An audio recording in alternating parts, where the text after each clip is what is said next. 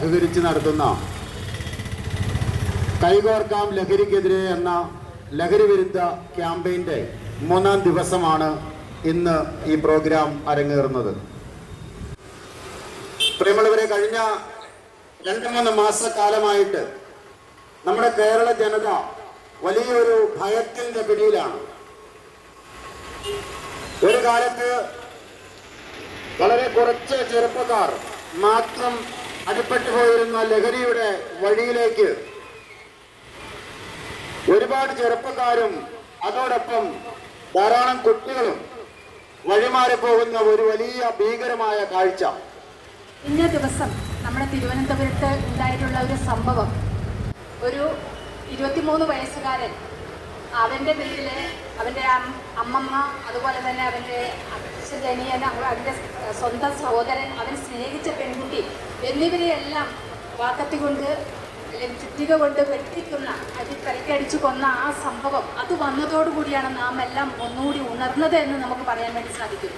കുറച്ച് കാലങ്ങളായിട്ട് ഇത് നമ്മുടെ സമൂഹത്തിലുണ്ടെങ്കിലും ആ ഒരു സംഭവത്തോടു കൂടിയാണ് ഇത് എത്രമാത്രം ഭീകരമാണ് എന്ന് കേരള ജനത തിരിച്ചറിയുന്നത്.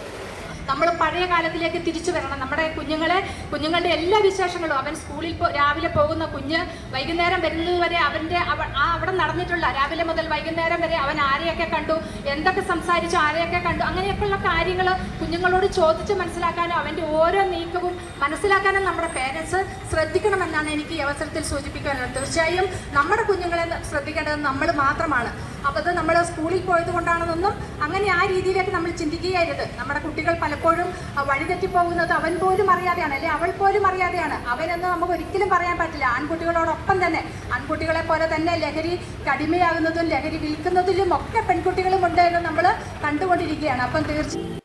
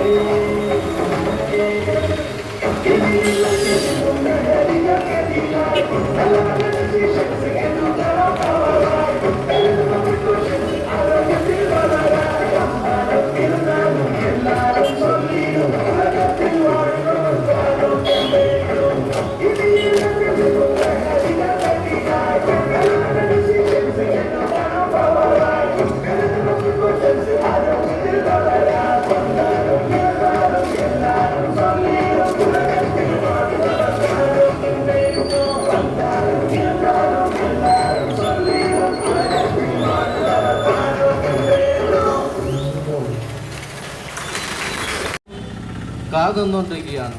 അപ്പം നമ്മളിത് പ്രധാനപ്പെടുന്നത് ഇതിൽ പെട്ടുപോകുന്നത് നമ്മളെ യുവാക്കളാണ്. ചെറിയ ചെറിയ പിള്ളേർ 14 വയസ്സ്, 11 വയസ്സ്, 15 വയസ്സ്, 17, 18, 20 വയസ്സ് വരെയുള്ള 21 അതിന് മുകളിലുണ്ട്. പക്ഷെ അവരെ പെട്ടെന്ന് ഇതിന് മാഫിയയ്ക്ക് പിടിച്ചു കെട്ടാൻ സാധിക്കുന്ന ഒരു അവസ്ഥയിലേക്കാണ് നിന്നത്. ഒരു പ്രാവശ്യം ഉപയോഗിച്ചാൽ പിന്നെ ഉപയോഗിക്കാനുള്ള ആ ഒരു ടെൻഡൻസി ഉണ്ടാവും. സാമ്പത്തികം ഇല്ലെങ്കിൽ അവൻ ആദ്യം സഹായിക്കും, പിന്നെ പണം എവിടുന്നും നമ്മൾ ഉണ്ടാക്കി കൊണ്ടുപോകും. അതാണ് ഒരു പ്രത്യേകത. ഇനി ഇത് കഴിച്ചു കഴിഞ്ഞാൽ എന്താ പ്രത്യേകത വെച്ചാൽ യാതൊരു മാനവും നാണവും ഇല്ല എന്നുള്ളതാണ്. നമ്മൾ തീരെ സാമ്പത്തികം കുറഞ്ഞ ആളാണെങ്കിൽ നമ്മൾ കൊണ്ടുപോകാനുള്ള ഹെൽപ്പ് നമ്മുടെ ഡിപ്പാർട്ട്മെന്റ് ചെയ്യുന്നതായിരിക്കും. തീർച്ചയായും ഇതിനെതിരെ നമ്മുടെ നാടും നഗരവും എല്ലാം ഒരുമിച്ച് നീക്കണം. സ്കൂളുകളിൽ കുട്ടികളുടെ നേതൃത്വത്തിൽ ബോധവൽക്കരണവും മറ്റ് പരിശീലന പരിപാടികളും നടത്തുവാൻ സാധിക്കും. കുട്ടികളിൽ മാനസിക സ്വാസ്ഥ്യവും ലക്ഷ്യബോധവും സാമൂഹിക അവബോധവും വികസിക്കുന്നതിന് ഉതകമാറുള്ള പരിശീലനങ്ങളും കലാസാഹിത്യ പ്രവർത്തനങ്ങളും ഈ സംഘടന വഴി നടപ്പിലാക്കുകയും വേണം.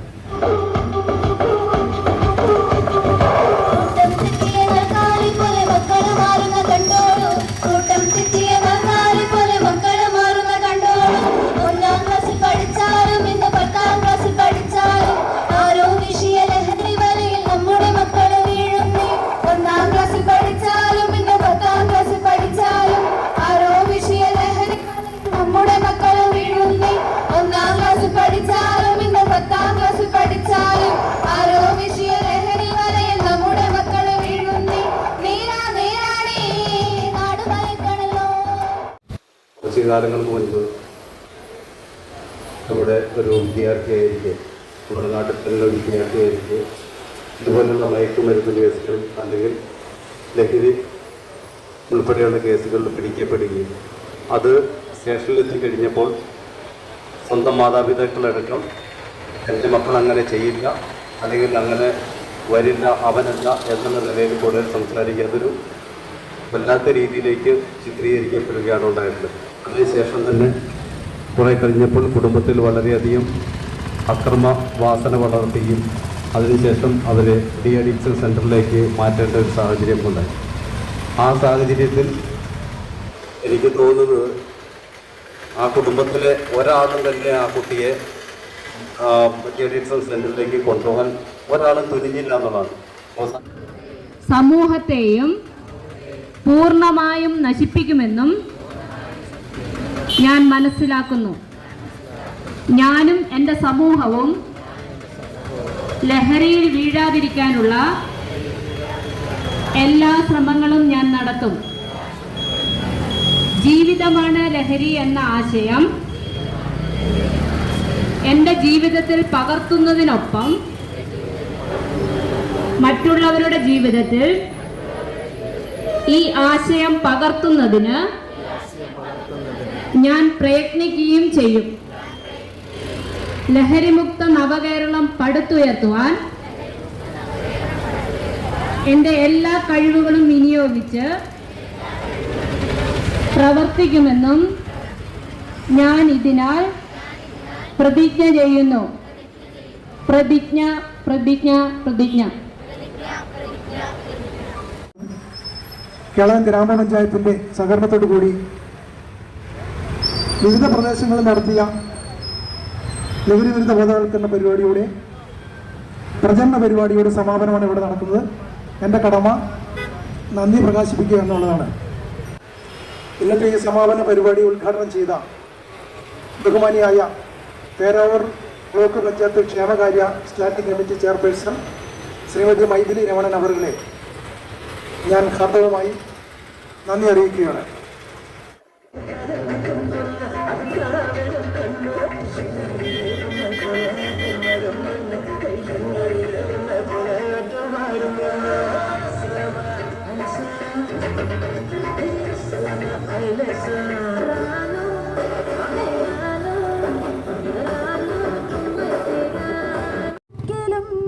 ലഹരിക്കുനാം അടിപ്പെടിൽ ഒരിക്കലും അറുത്തുമാറ്റി പുറത്തു ചാടി ഉറക്കെ പറയും അടിപ്പെടിൽ ഇനി ഒരിക്കലും അറുത്തു മാറ്റും.